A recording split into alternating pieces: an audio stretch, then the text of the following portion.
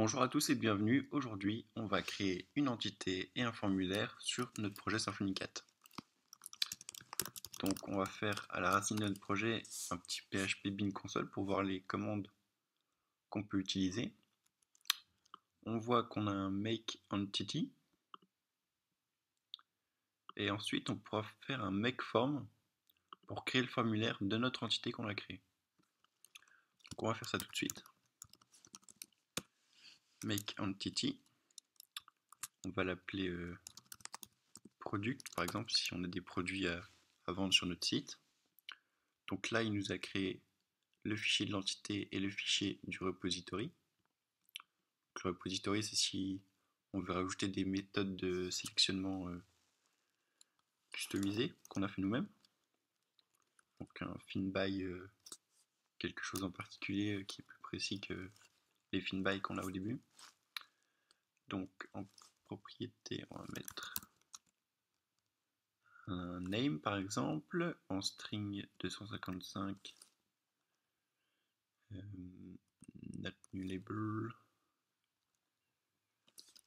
Là, il nous propose une autre propriété. Par exemple, on va mettre une description en texte, parce qu'on veut mettre plus de 255 caractères. Une autre propriété, on va mettre un prix, price, en integer. Et en autre propriété, on peut mettre un date add par exemple, pour connaître la date où on a ajouté le produit. Donc en date time. Là, on fait entrer si on veut plus mettre de nouvelles entités. Très bien. Maintenant, on va faire un make de point form sur product. Donc c'est pas ici qu'il faut mettre product, c'est ici qu'il faut mettre product. Et là, il nous a bien créé src form product type. On va aller voir sur notre projet. On a bien l'entité, le form et le repository. Donc dans l'entité,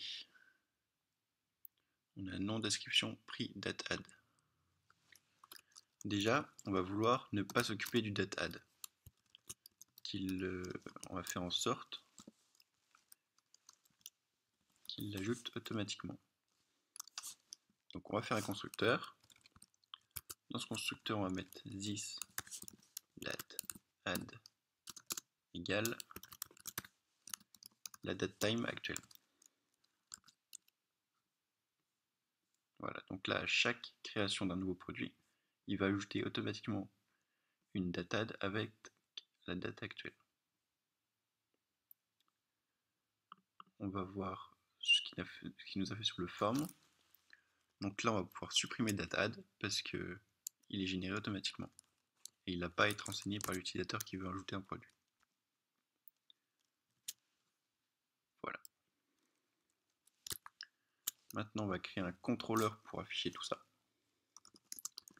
Donc PHP bin console. On voit qu'il y a un make controller. Donc PHP bin console make de point controller. On va l'appeler product controller. Très bien.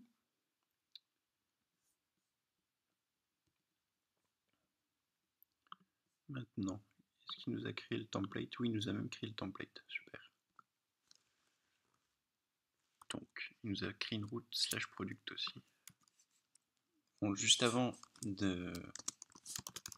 d'aller sur ma route, je vais faire un PHP bin console serveur 2.run pour lancer mon petit serveur virtuel. Et maintenant, je vais aller sur le slash product qui me dit hello product controller. Maintenant, sur le product controller, on va lui dire qu'on va utiliser notre entité. Pardon.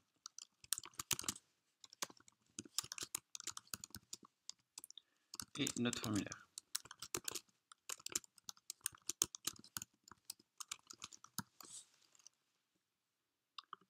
Ici, on va lui dire que la variable product est égale à un nouveau produit et la variable form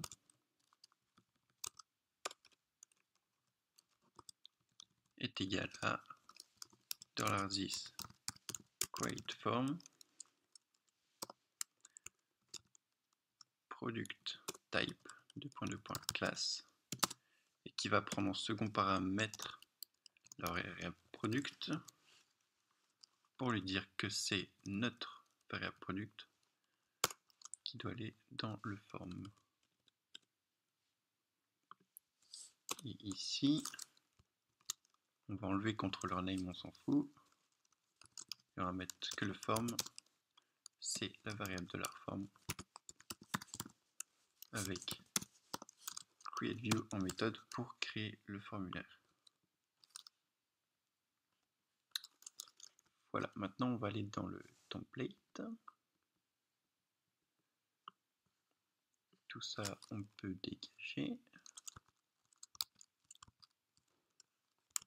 Ouais.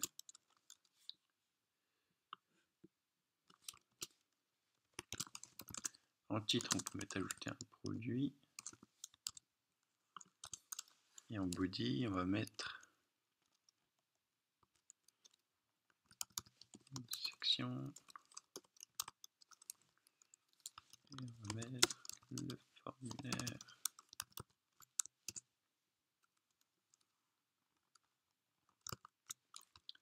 Là, j'ai oublié de mettre un public function.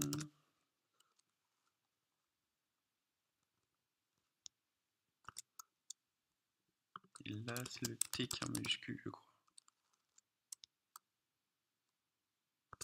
Non, c'est juste parce qu'il y a un new avant. Voilà. Donc là, on a un formulaire avec un nom, une description, un prix. Donc maintenant, on va ajouter un bouton pour ajouter dynamiquement des choses dans notre formulaire. Enfin, pour l'envoyer surtout. On va faire un form row form point title, on l'a vu? Non, name description price. Name description prix.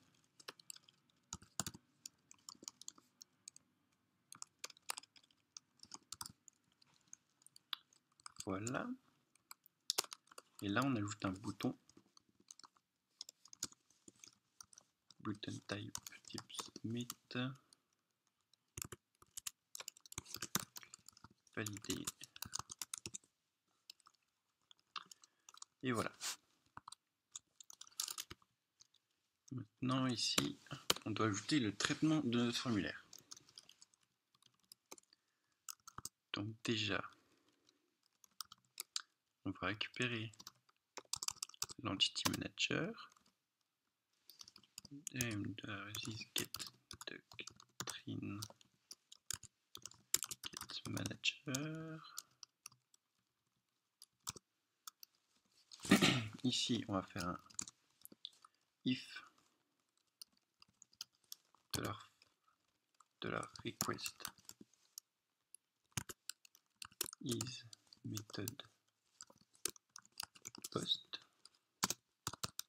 et de leur forme is valid.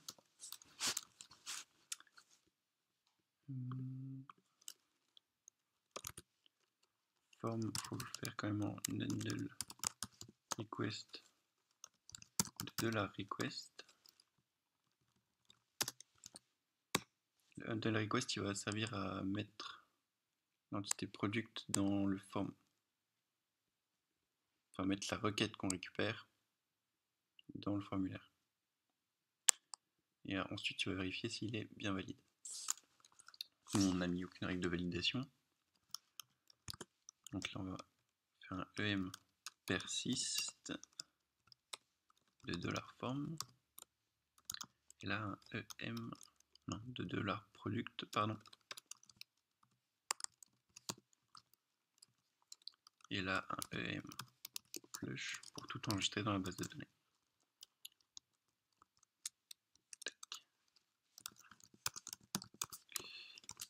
Test. Il ne connaît pas request, c'est normal. On va rajouter un petit use.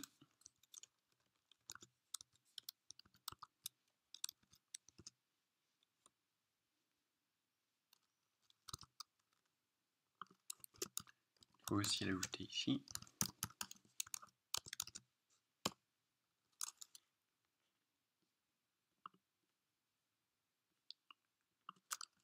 Regardez sur mon phpMyAdmin, le mail product, et on a bien notre date qui était notre date du jour, nom, description, prix, on a tout. C'est génial.